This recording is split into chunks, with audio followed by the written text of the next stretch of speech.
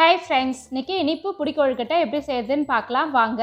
அதுக்கு ஒரு ஸ்பூன் நெய்யை சேர்த்துக்கோங்க. தேங்காய் துருவல் 1/4 கப் சேர்த்து நல்லா வறுத்து எடுத்துக்கலாம். ஒரு நிமிஷம் போல் வறுத்து எடுத்துக்கோங்க. இப்போது 3/4 கப் வெல்லத்தை சேர்த்துக்கலாம். ஒரு பாத்திரத்தில் 1/4 கப் தண்ணி ஊற்றிக்கோங்க. 2 ஏலக்காவை தட்டி சேர்த்துக்கோங்க. பாகுபதம் தேவையில்லை, வெல்லம் கரைஞ்சி வந்தால் போதுமானது. இந்த இனிப்பு புடிக்கொழுக்கட்டையை குழந்தைங்க ரொம்ப விரும்பி சாப்பிடுவாங்க. ஸ்கூலுக்கோ ஸ்நாக்ஸாக நம்ம கொடுத்து அனுப்பலாம், இல்லை ஈவினிங் ஸ்நாக்ஸாகவும் கொடுக்கலாம். சூப்பராக இருக்கும்.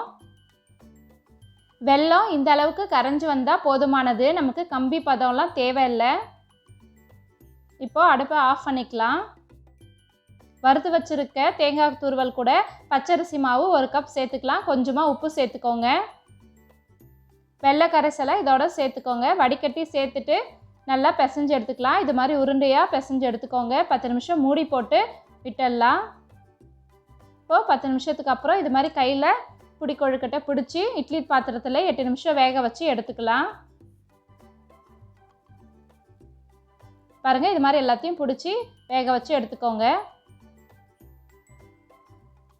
8 நிமிஷத்துக்கு அப்புறம் கொழுக்கட்டை சூப்பராக வெந்து வந்திருக்கு. நீங்களும் உங்கள் வீட்டில் ட்ரை பண்ணி பார்த்துட்டு எப்படி இருக்குன்னு சொல்லுங்கள். இந்த வீடியோ பிடிச்சிருந்தா லைக் பண்ணுங்கள், ஷேர் பண்ணுங்கள், கமெண்ட் பண்ணுங்கள், மறக்காமல் சப்ஸ்கிரைப் பண்ணுங்கள். By by, thank you. நெக்ஸ்ட் வீடியோவில் பார்க்கலாம்.